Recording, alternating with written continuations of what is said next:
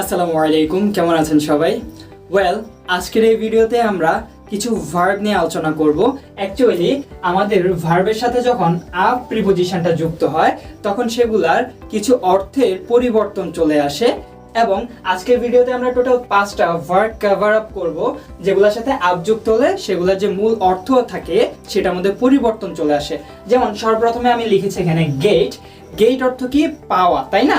গেটের সাথে যখন আপ যুক্ত হয়ে যায় তখন সেটা হয় গেট আপ, যেটা অর্থ আমরা জানি যে জাগ্রত হওয়া বা ঘুম থেকে জাগা।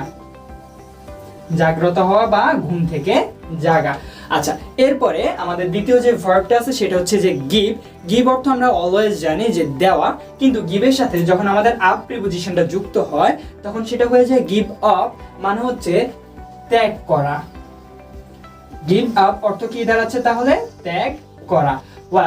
তারপরে আমাদের আছে কল। কল অর্থ আমরা সকলেই জানি যে কল অর্থ হচ্ছে ডাকা, কিন্তু কলের সাথে যখন আপ প্রিপোজিশনটা যুক্ত হয় তখন সেটা হয়ে যায় কল আপ অথবা স্মরণ করা।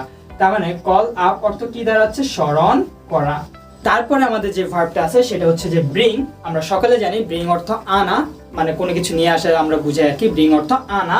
এখন ব্রিং এর সাথে যখন আমাদের আপ প্রিপোজিশনটা যুক্ত হয় তখন সেটা হয়ে যায় ব্রিং আপ, অথবা যেটার অর্থ হয়ে যায় লালন পালন করা। তারপরে আমাদের সর্বশেষ আজকে ভিডিওতে যে ভার্বটা আছে সেটা হচ্ছে যে মেক। মেক অর্থ কি? আমরা সকলে জানি তৈরি করা, কিন্তু মেক আপ, আসলে এই মেক আপ মানে মেয়েদের মেকআপ বোঝানো হচ্ছে না, এই মেক আপ দ্বারা বোঝানো হচ্ছে ক্ষতিপূরণ দেওয়া। তাহলে আজকের এই ভিডিওতে আমরা টোটাল 5টা ভার্ব সম্পর্কে জানলাম যেগুলোর সাথে আমাদের প্রিপোজিশন আপ যুক্ত হয়ে সেগুলোর মূল অর্থে পরিবর্তন চলে আসে। এবং এই জিনিসটা অবশ্যই মাথায় রাখবেন যে যখন আমাদের কোনো ভার্বের সাথে নির্দিষ্ট একটি প্রিপোজিশন বসে সেটার অর্থের পরিবর্তন নিয়ে আসে তখন ওই প্রিপোজিশন এবং ভার্ব ওই দুইটাকে একত্রে আমরা বলে থাকি গ্রুপ ভার্ব। আপনাদের জানা মতে আর কি কি গ্রুপ ভার্ব আছে সেগুলো কমেন্ট সেকশনে জানিয়ে দিন। দেখা হচ্ছে খুব শীঘ্রই নতুন কিছু নিয়ে। ভালো থাকবেন। আল্লাহ হাফেজ সবাইকে।